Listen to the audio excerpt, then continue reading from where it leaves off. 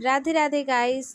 स्वागत है आप लोगों का मेरे व्लॉग में। तो आज का जो व्लॉग है वो बहुत ज़्यादा स्पेशल होने वाला है क्योंकि आज है निर्जला एकादशी और मैंने उनका व्रत रखा है निर्जला एकादशी का। तो अब मैं अपने ठाकुर जी को चंदन का लेप लगाकर उनको स्नान करा रही हूँ।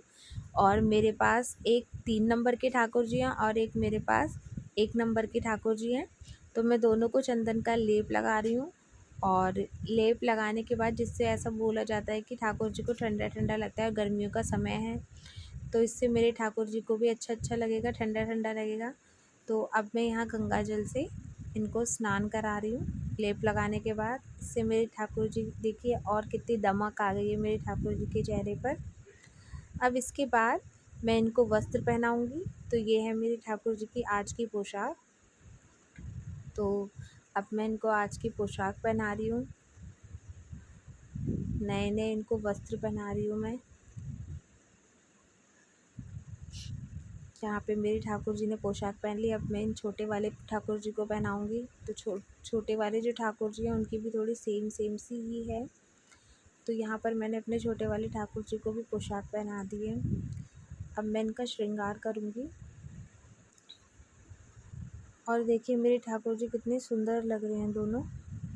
अब इसके बाद मैंने यहाँ पे इनको माला पहनाई है, हार पहनाया है और इस तरह से मैं इनको श्रृंगार कर रही हूँ मैं इनका। और हाथों में भी पहनाऊँगी, मतलब कि आज के दिन मैं अपने ठाकुर जी का पूरा श्रृंगार करूँगी। और यहाँ पे मैंने अपने ठाकुर जी के हाथों में छोटे छोटे कंगन पहना दिए हैं।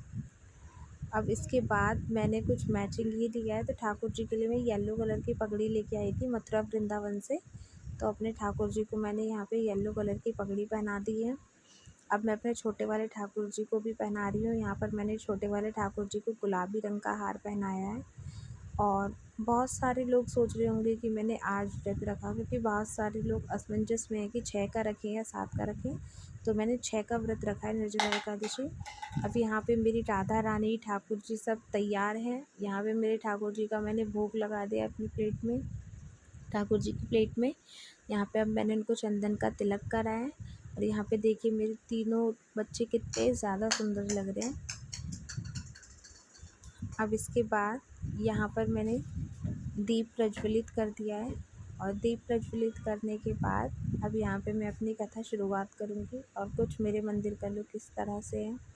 मुझे अपना घर का ये कॉर्नर सबसे ज़्यादा पसंद है क्योंकि यहाँ पे मेरे ठाकुर जी और मेरी राधा रानी रहती हैं।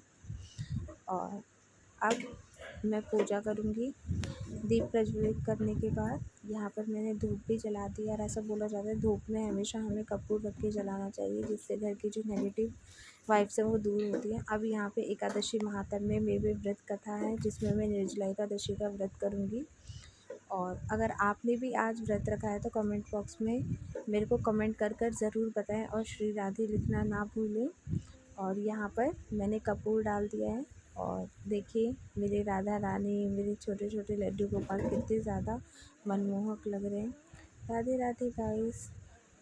राधे।